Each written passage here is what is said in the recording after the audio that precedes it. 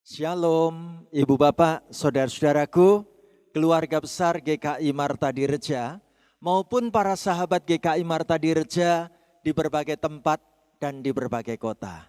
Puji Tuhan, hari ini Kamis tanggal 18 Agustus 2022, bersama-sama kita mengikuti kuliah Alkitab Malam atau Kalam. Saya Pendeta Stefanus Lim, mau mengajak ibu bapak, saudara-saudari dimanapun kita berada, membahas satu tema tentang kemerdekaan pikiran. Nah, sangat tepat dalam suasana sukacita bangsa negara kita merayakan ulang tahun kemerdekaan yang ke-77, kita sama-sama akan merenungkan tentang kemerdekaan pikiran. Ibu bapak, saudaraku terkasih, kita mengimani Tuhan Yesus sanggup memberikan kemerdekaan pikiran buat hidup kita. Untuk itu, saya mau mengajak kita bareng-bareng mengenal sebuah lagu sederhana, lagu dalam bahasa Jawa yang saya terjemahkan dalam bahasa Indonesia. Nanti kita nyanyikan 3 kali berturut-turut. Ya, ayo kita nyanyikan lagu ini penuh kegembiraan. Monggo, monggo, sami nderek Gusti.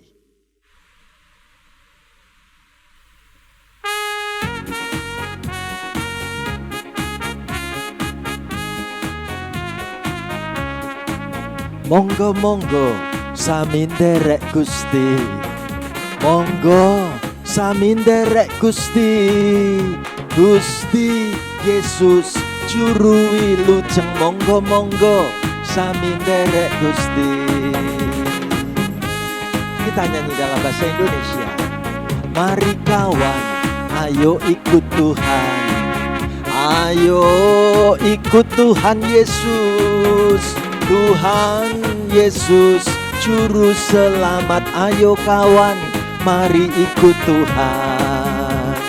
Sekali lagi, monggo derek Gusti. Monggo mas sami nderek Gusti.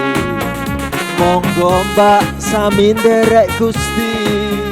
Gusti Yesus Juru wilujeng, monggo monggo sami nderek Gusti. Amin. Puji Tuhan. Ayo kita siapkan hati, membuka diri untuk firman Tuhan, kita berdoa. Terima kasih Tuhan Yesus, hari ini kami punya kesempatan untuk berjumpa dengan banyak sahabat kami melalui siaran Kalam online. Dan kami boleh bersyukur, bergembira di tengah sukacita ulang tahun negeri bangsa kami yang telah mengalami kemerdekaan 77 tahun lamanya. Hari ini kami diajak merenungkan firman-Mu mengenai kemerdekaan pikiran. Mari Tuhan, Engkau yang akan bersabda kepada kami, Engkau yang akan memberikan pemahaman dan pengertian yang baik tentang firman-Mu. Kami menyambut pelayanan firman Tuhan hari ini. Biarlah kami sekalian mendapatkan berkat dari sabda firman-Mu. Di dalam nama Tuhan Yesus Kristus, kami berdoa bersama-sama. Haleluya. Amin. Ibu bapak, saudaraku yang dikasih dan mengasihi Tuhan, Kalam hari ini 18 Agustus 2022, saudara dan saya diajak mendalami tema kemerdekaan pikiran. Nah, bicara tentang bulan Agustus, saya senang banget nih. Sejak awal bulan tanggal 1 Agustus kemarin, saya mencoba untuk menyambut bulan kemerdekaan negara kita dengan membuat twibon, gitu ya. Ada foto-foto yang dipasang sebagai simbol kegembiraan bahwa negeri kita, bangsa kita mau merayakan ulang tahun kemerdekaan yang ke-77. Bicara tentang kemerdekaan pikiran, saya mendapatkan gambar dan sumber bahan dari sebuah buku yang berjudul Cognitive Behavior Therapy for Dummies. Gambar dan sumber bahan ini menarik sekali dari buku yang kita mau melihat sama-sama. Saudaraku terkasih, di bagian pengantar saya mau tunjukkan kepada kita semua. Sebelum kita mendalami lebih jauh, tahukah kita kemerdekaan pikiran adalah bagian dari mental yang sehat. Amin. Tahukah kita kemerdekaan pikiran atau pikiran yang merdeka atau pola pikir yang merdeka adalah istilah-istilah yang dalam hal ini akan diartikan sebagai pikiran yang bebas dari error. Ya. Atau istilahnya sering disebut juga error of thinking atau juga dikenal sebagai cognitive distortion. Nah, Ibu Bapak, saudaraku, kita mau mencari tahu apa itu error of thinking atau pikiran-pikiran yang error. Dalam hal ini adalah kebiasaan berpikir yang dapat merugikan, kebiasaan berpikir yang dapat menghambat tercapainya potensi optimal seorang manusia. Nah, buku ini mau memberitahu kepada saudara dan saya setidak-tidaknya sampai hari ini terdapat lebih dari 11 jenis error of thinking yang tercatat. Cara berpikir yang error ada 11 jenis lebih loh teman-teman. Kita kepingin menggali lebih jauh ya. Mana cara berpikir error yang bisa terjadi di tengah-tengah kehidupan kita. Ayo kita membedah. Yang pertama namanya catastrophizing atau cara berpikir yang suka melebih-lebihkan. Apa itu?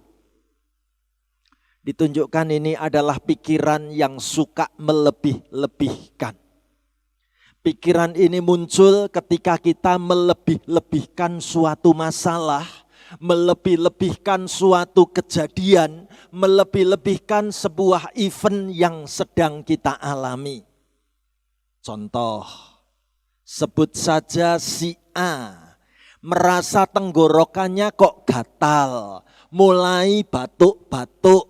Langsung si A ini berpikir, wah aku akan segera mati nih karena ada infeksi corona. Padahal bisa saja terjadi tenggorokan yang gatal itu karena infeksi virus influenza atau sering disebut common cold atau flu biasa gitu loh ya. Cuman sudah dilebih-lebihkan sehingga cara berpikir yang melebih-lebihkan ini membuat hidup jadi tidak nyaman ya. Ini termasuk error of thinking. Cara berpikir yang error, cara berpikir yang keliru. Ya. Yang kedua, kita bisa melihat ada cara berpikir yang keliru yaitu all or nothing thinking or black and white thinking. Ya. Cara berpikir yang keseluruhan atau malah tidak sama sekali. Atau bisa digambarkan cara berpikir hitam dan putih. Maksudnya apa? Pikiran yang seperti ini hanya terbagi dalam dua bagian saja. Seolah-olah cuman ada baik dan buruk. Kalau tidak baik itu berarti buruk. Dan tidak bisa menerima penjelasan lain selain keduanya. Atau tidak akan menerima penjelasan yang berada di sela-selanya. Antara hitam dan putih itu masih ada abu-abu. Enggak ada. Buat kami cuman ada hitam atau putih. Nah, contohnya apa? Contohnya dikatakan seseorang baru saja selesai ujian salah satu mata kuliah. Lalu gurunya mengatakan bahwa kamu gagal. Apa yang terjadi dengan orang ini? Orang ini berpikir bahwa aku akan gagal pada ujian mata ajar yang lain juga. Hanya karena gagal satu, dia berpikir bahwa semuanya nanti pasti gagal. Teman-teman, di dunia ini ada loh ya, orang yang gara-gara gagal satu, sudah menganggap semuanya nanti pasti akan gagal. Ini termasuk error of thinking, pikiran yang error jenis yang kedua. Sekarang apa pikiran error yang ketiga? Ditunjukkan dalam buku ini, namanya fortune telling. Ya, maksudnya apa? Maksudnya seolah-olah sudah bisa mengetahui tentang apa yang terjadi di masa depan. Saudaraku, pemikiran jenis ini seperti namanya adalah pemikiran untuk memprediksi hal-hal yang akan terjadi di masa depan dan terlalu terikat dengannya. Pemikiran seperti ini muncul sebagai buah dari perasaan cemas yang berlebihan. Normalnya tidak masalah kalau kita mampu memprediksi keadaan yang akan terjadi di masa depan dengan mempertimbangkan variabel yang ada. Tujuannya adalah agar kita tidak rugi atau tidak jatuh ke hal-hal yang tidak baik. Tapi menjadi error ketika kemampuan seperti ini berlangsung secara berlebihan. Maka inilah yang disebut sebagai tidak baik dan pasti akan mengganggu. Ya, pemikiran seperti ini membuat kita tidak berani mengambil risiko. Pemikiran seperti ini membuat kita tidak berani jatuh ke dalam lubang kesalahpahaman. Jadi membayangkan ke depan itu sudah ngeri duluan, takut gagal. Kasihan sekali, ini namanya pikiran yang error jenis ketiga. Error yang keempat dalam cara berpikir dinamai mind reading, ya, membaca pikiran. Ya, saudaraku, mind reading ini hampir sama seperti fortune telling.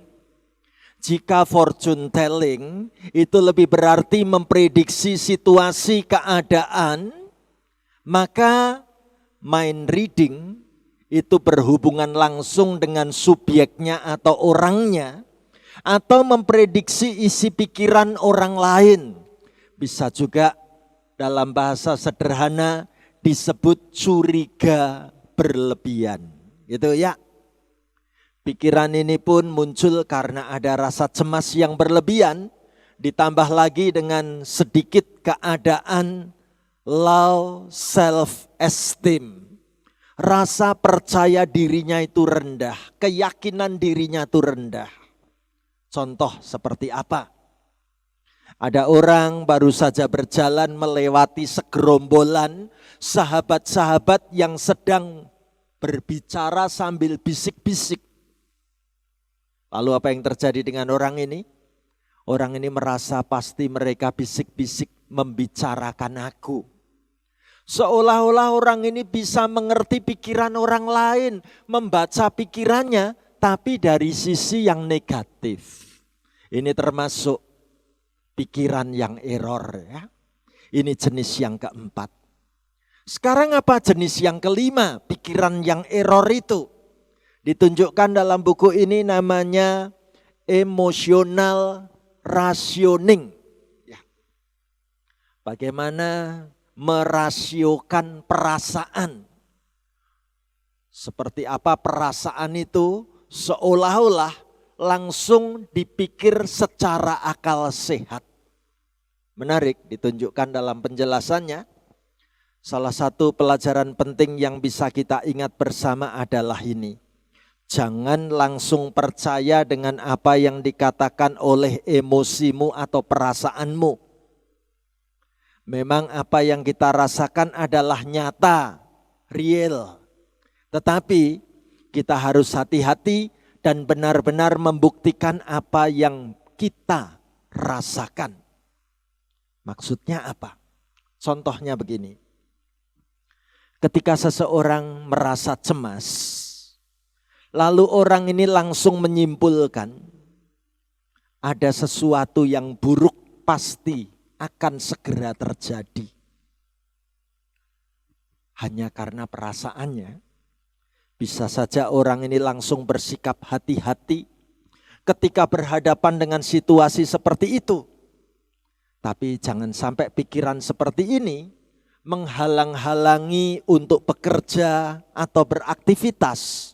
Ini pasti adalah masalah. Ya, perasaannya nggak enak hati nih. Kayaknya ada sesuatu yang nggak beres. Dipikir terus menerus masuk dalam rasio pikiran ini. Lalu diyakini nanti pasti akan ada kejadian-kejadian buruk. Sampai akhirnya orang ini nggak jadi berangkat masuk sekolah, nggak jadi berangkat bekerja, gara-gara hidupnya ditentukan oleh perasaannya. Ini termasuk error dalam cara berpikir. Ya, berikutnya, ayo kita boleh belajar bahwa di dunia ini ada error pikiran yang disebut over generalizing. Ya, apa itu? Cara berpikir ini adalah cara berpikir yang ditunjukkan dengan menarik kesimpulan itu secara menyeluruh atau secara global dari hanya satu atau dua kejadian saja. Istilahnya ngambil kesimpulan itu hanya dengan bukti yang sangat kecil terbatas. Nah, salah satu ciri khas dari pemikiran seperti ini adalah memberikan komentar dengan menggunakan kata, oh selalu atau tidak pernah. Orang-orang itu selalu begini, dunia ini pasti begitu. Ya, sebagai contoh, pada saat ini seseorang merasa sedang down, terpuruk, pikirannya kusut. Lalu tiba-tiba ada orang yang secara tidak sengaja menginjak kakinya. Apa yang terjadi? Orang ini kemudian berpikir, semua orang saat ini sedang memusuhi aku. Dan semua orang sedang berusaha semakin memusuhi diriku. Aku yang sedang terpuruk saja diinjak kakinya. Saudaraku, cara berpikirnya itu menyamaratakan gebyah uyah, terlalu berlebihan. Ini termasuk pikiran yang error. Ya, menarik. Kita belajar pikiran yang error berikutnya. Namanya labeling. Apa itu labeling? Label itu artinya suka kasih cap gitu ya. Nah, kegiatan berpikir seperti ini adalah ketika seorang individu memberikan penilaian terhadap suatu kejadian yang sangat kompleks dan pada dasarnya sulit untuk dijelaskan hanya pada satu atau dua kalimat saja. Contoh pertama, Andi baru saja menerima nilai tugasnya dan ia mendapat nilai D dari dosennya. Ia kemudian berpikir bahwa ia adalah siswa yang bodoh dan tidak dapat belajar dengan baik. Itu kalau cara berpikirnya labeling, ya aku ini bodoh gitu. Atau contoh yang kedua, seseorang baru saja naik ojek motor, tapi ojek motor ini membuatnya terlambat masuk kerja. Lalu yang dipikir, drivernya ojek motor ini adalah orang yang tidak bisa bekerja. Saudaraku terkasih, senang memberi label, senang memberi cap. Orang itu tidak bisa kerja, orang itu bodoh, orang itu jahat. Dengan cepat sekali suka memberi label dari kegagalan. Ini juga termasuk pikiran yang error, gitu ya. Ada lagi pikiran yang error disebutnya making demands. Ya, apa itu making demands? Ya, ini adalah pikiran yang seringkali ditandai dengan kata-kata saya harus, semestinya begini, pokoknya begitu. Ya, seolah-olah memberikan target kepada diri sendiri untuk mencapai target tertentu itu dengan usaha yang sangat keras. Sebagai contoh, kamu diminta untuk melakukan tugas presentasi di depan kelas atau melalui layar belajar online. Apa yang terjadi? Kamu lalu berpikir bahwa kamu harus menampilkan yang terbaik, bahwa kamu harus membuat teman-temanmu bangga. Tetapi pemikiranmu ini membuatmu semakin gugup dan tidak bisa berpikir dengan baik. Kamu bahkan mulai berpikir teman-temanmu akan sangat membencimu kalau kamu tidak bisa menampilkan yang terbaik untuk tugas presentasi ini. Jadi orang ini berpikirnya hanya memikirkan tuntutan kebutuhan. Menuntut dirinya terlalu keras, menuntut dirinya terlalu tinggi. Seolah-olah aku harus tampilnya itu sempurna. Kalau tidak sempurna nanti aku dibenci teman-temanku.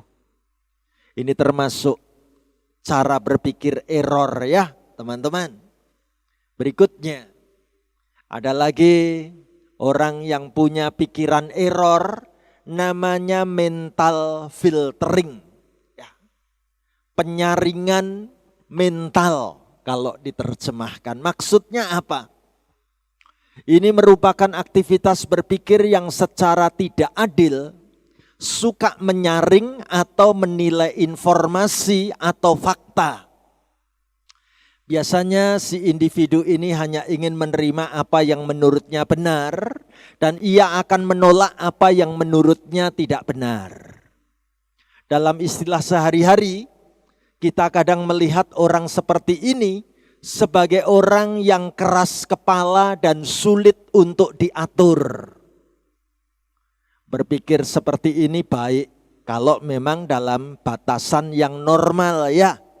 Tetapi akan menimbulkan masalah kalau sampai mengganggu orang lain dan menyusahkan banyak pihak dan merugikan dirimu sendiri. Apa contohnya?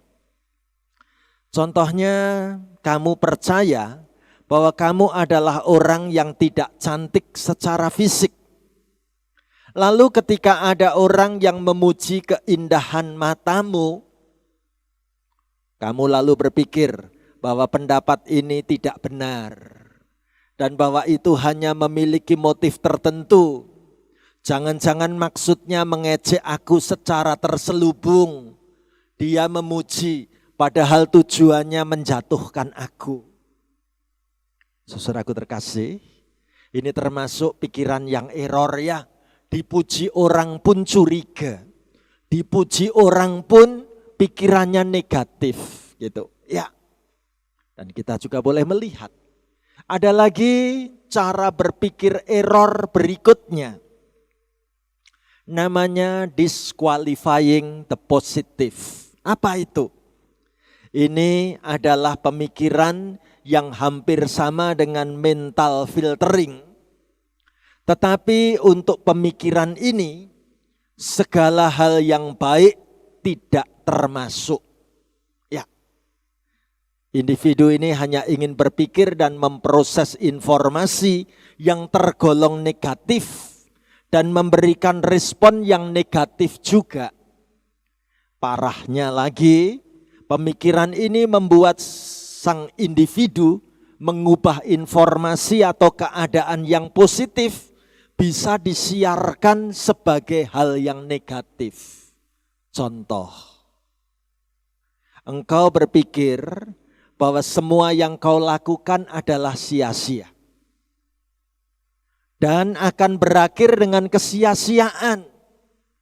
Hasilnya, ketika engkau mendapatkan pekerjaan, engkau tidak secara sungguh-sungguh bersedia mengerjakannya karena sudah punya cara berpikir semuanya ini nanti paling sia-sia kok. Jadi pemikirannya itu suka mendiskualifikasi, menyingkirkan hal-hal yang bagus. Yang aku pikirkan itu hal-hal yang negatif saja. Ibu bapak, saudaraku terkasih, masih ada lagi cara berpikir error yang sering disebut sebagai low frustration tolerance. Apa itu? Ini adalah aktivitas berpikir yang ditandai dengan pemikiran serba tidak bisa, serba tidak mampu. Ya, mereka yang memiliki pemikiran seperti ini, ketika dihadapkan pada tantangan, langsung menganggap bahwa mereka pasti tidak akan mampu, pasti tidak akan bisa menghadapi tantangan tersebut, padahal belum dicoba. Kadang bahkan sebelum mencoba saja mereka sudah menyerah duluan. Ya, dalam bahasa sehari-hari mungkin lebih dikenal dengan orang yang memiliki mental cemen, ya, penakut gitu ya. Contoh, ketika kamu menunda untuk menyelesaikan tugas sekolahmu dengan alasan bahwa pada saat ini tugas sekolah itu terasa sangat berat dan menyusahkan, maka kamu memilih untuk menyelesaikan tugas sekolahmu sehari sebelum dikumpulkan. Tetapi bukannya kamu dapat mengerjakannya dengan baik, kamu malah memilih mencontek saja. Ya, freaking out. Karena sudah frustrasi duluan gitu ya. Nggak mungkin aku bisa, nggak mungkin aku berhasil gitu. Cara berpikir yang error. Ada lagi cara berpikir error berikutnya namanya personalizing. Apa itu? Yaitu pikiran yang secara sadar menerjemahkan apapun yang terjadi berhubungan dengan diri sendiri atau meletakkan kesalahan umum menjadi kesalahan yang dibebankan secara pribadi. Ciri khas dari pemikiran seperti ini adalah kerap kali mengucapkan, ya, semua ini adalah salahku. Aku yang tanggung jawab atas masalah ini. Meskipun dalam kenyataannya sebenarnya bukan orang ini yang salah. Tapi dia selalu mengatakan ini salahku kok. Ya, contoh, kamu merasa sangat bertanggung jawab ketika sahabat dekatmu sedih. Kamu sampai menyalahkan dirimu dan kamu menganggap bahwa kesedihan yang dialami sahabatmu adalah karena kamu tidak memiliki waktu untuk bertemu dengannya. Padahal pada kenyataannya bukan itu masalahnya. Ya, semua itu seolah-olah salahku gitu. Dibikin sangat personal tentang diriku. Ya. Ibu bapak, saudaraku terkasih. Kadang seseorang harus berubah cara berpikirnya. Termasuk orang yang error pikirannya harus diubah. Ya, kayak apa? Mengubah pikiran yang error. Ada sebuah video lucu. Kita bisa melihat dan mengikutinya. Seperti ini, lihatlah. Satu hari, seorang wanita diajak masuk ke tengah-tengah hutan, kebun.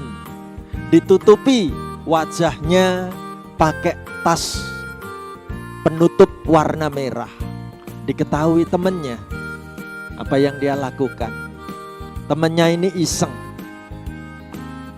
Dia nggak rela kalau temannya nanti dikerjain, ditembak, dijatuhi cinta di tengah kebun gitu ya. Lalu temen cowok ini mengatakan, kamu pergi coba, aku yang akan pakai roknya ya, dan aku akan pakai penutup kepala, penutup mata ini, menunggu sang cowok datang. Apa yang terjadi saudaraku? Ketika cowoknya datang, dia ingin ungkapkan cintanya ya, dia mau nembak. Apa yang terjadi? Lihatlah ya, dia tunjukkan pakai bunga, dan dia nggak tahu kalau orangnya sudah beda gitu ya. Orang kadangkala kalau jatuh cinta nggak lagi bersikap kritis ya.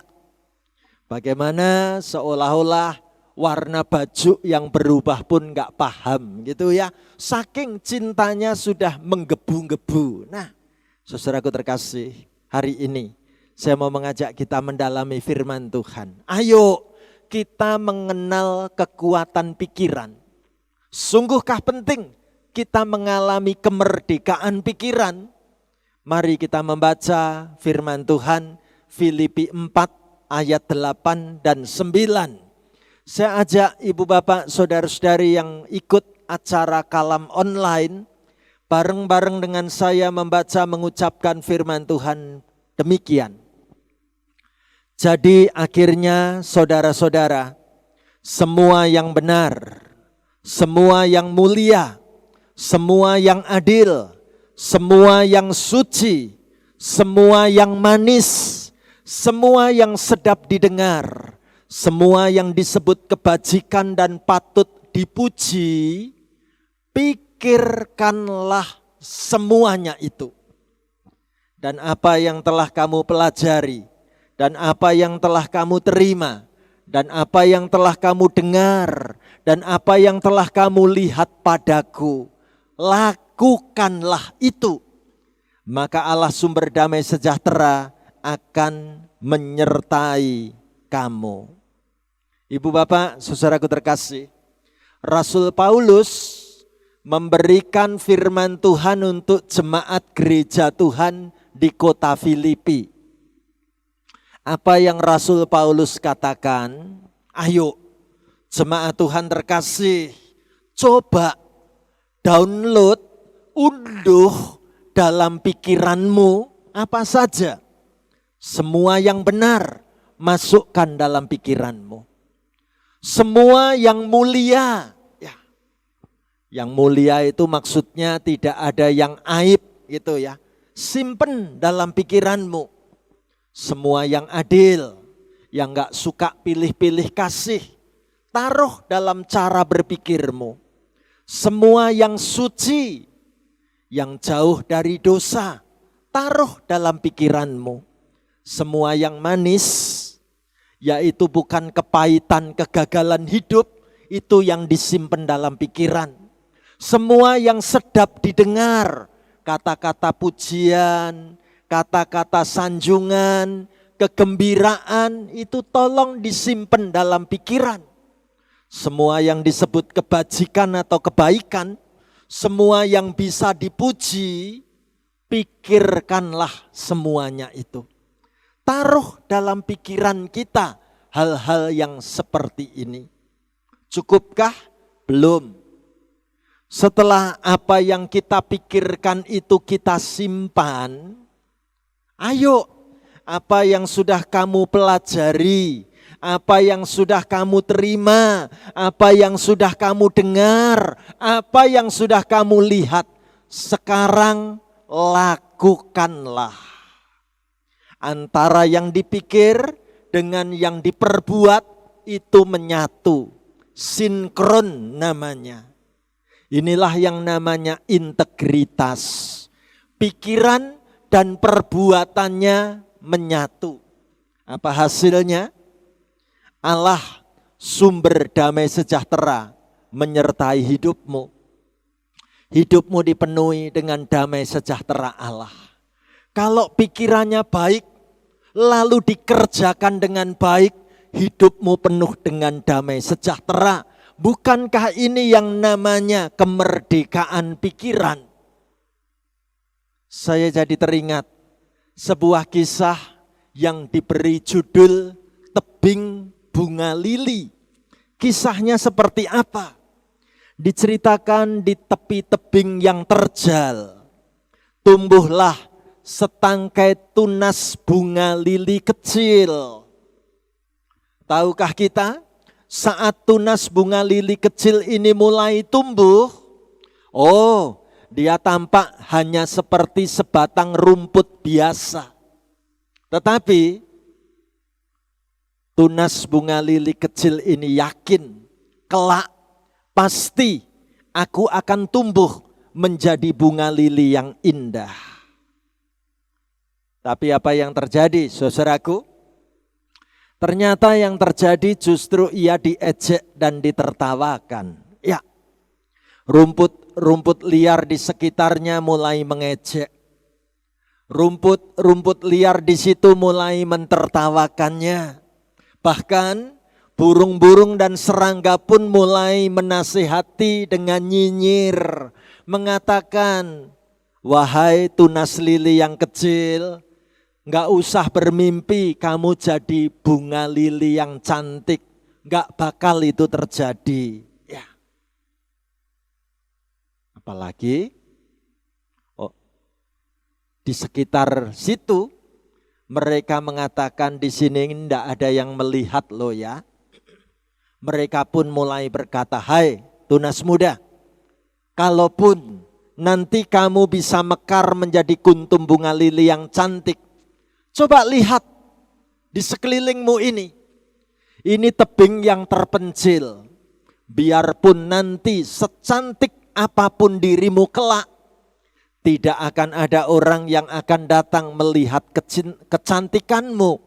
Tidak akan ada orang yang datang menikmati keindahanmu. Jadi buat apa kamu tumbuh? Tapi yang terjadi, kuntum lili kecil ini pantang menyerah. Dia berkata, aku akan mekar jadi sekuntum bunga lili yang indah. Kewajibanku sebagai bunga adalah mekar dan berbunga. Tidak peduli apakah akan ada orang yang akan melihat aku atau akan menikmati keindahanku dan keberadaanku, itu tidak masalah. Aku tetap harus berbunga sesuai dengan identitasku sebagai bunga lili. Dan apa yang terjadi, saudaraku? Luar biasa. Hari demi hari, waktu terus berjalan. Akhirnya kuncup bunga lili kecil ini pun mulai mekar, berkembang. Tampak indah sekali, putih warnanya. Di saat seperti itu, rumput liar, burung-burung, dan serangga-serangga tidak lagi berani mengejek dan mentertawakan bunga lili yang cantik ini. Dan tahukah kita apa yang terjadi selanjutnya? Ternyata bunga lili ini pun tetap rajin memperkuat akarnya dan terus bertumbuh-tumbuh dari satu kuntum menjadi dua kuntum, berkembang lagi dan terus berkembang dan terus berkembang semakin banyak. Dan apa yang terjadi, saudaraku? Sekarang menjadi pemandangan yang luar biasa, namanya tebing bunga lili. Jika dilihat dari jauh, tebing ini seolah-olah penuh diselimuti dengan hamparan putih bunga-bunga lili yang indah. Walaupun tebing ini tampak terpencil tempatnya, tapi justru orang-orang dari kota maupun orang-orang dari desa mulai kepingin berdatangan menikmati keindahan tempat yang penuh dengan bunga lili itu. Dan masyarakat memberi nama, ini namanya tebing bunga lili. Puji Tuhan. Benar sekali apa yang dituliskan firman Tuhan tadi. Ayo firman Tuhannya kita baca sekali lagi bareng-bareng ya. Jadi akhirnya saudara-saudara, semua yang benar, semua yang mulia, semua yang adil, semua yang suci, semua yang manis, semua yang sedap didengar, semua yang disebut kebajikan dan patut dipuji, pikirkanlah semuanya itu. Dan apa yang telah kamu pelajari, dan apa yang telah kamu terima, dan apa yang telah kamu dengar, dan apa yang telah kamu lihat padaku, lakukanlah itu. Maka Allah sumber damai sejahtera akan menyertai kamu. Puji Tuhan.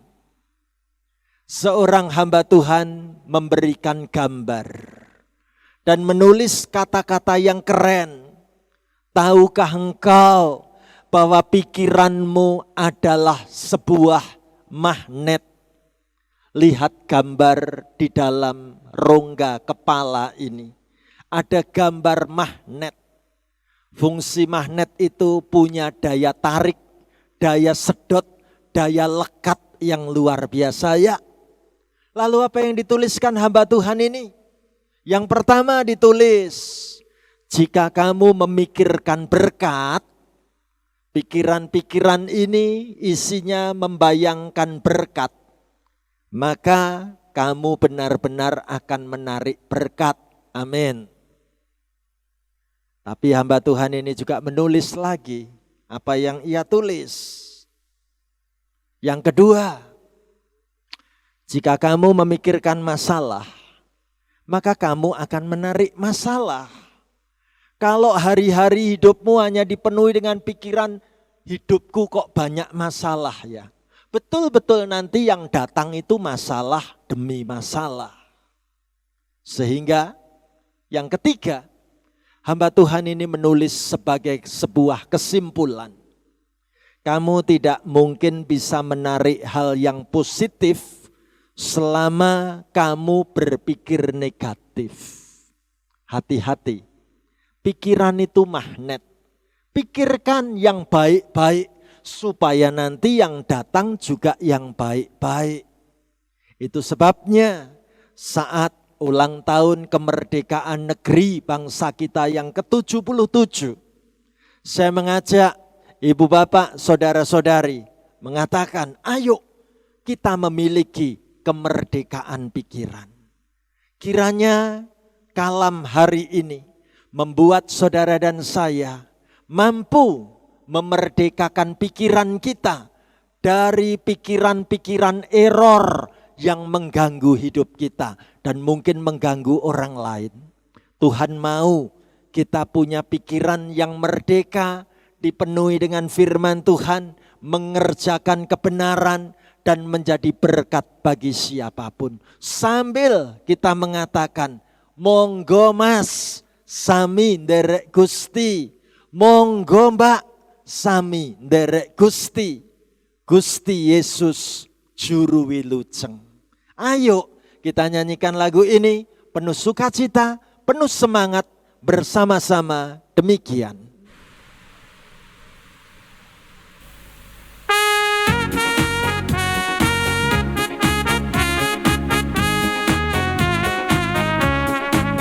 Monggo monggo sami nderek Gusti. Monggo sami nderek Gusti. Gusti Yesus juru wilujeng. Monggo monggo sami nderek Gusti. Dalam bahasa Indonesia, ayo kita nyanyi bersama. Mari kawan, ayo ikut Tuhan. Ayo ikut Tuhan Yesus. Tuhan Yesus juru selamat. Ayo kawan, mari ikut Tuhan. Sekali lagi, monggo monggo, monggo mas sami nderek Gusti. Monggo mbak sami nderek Gusti. Gusti Yesus juru wilujeng. Monggo monggo sami nderek Gusti.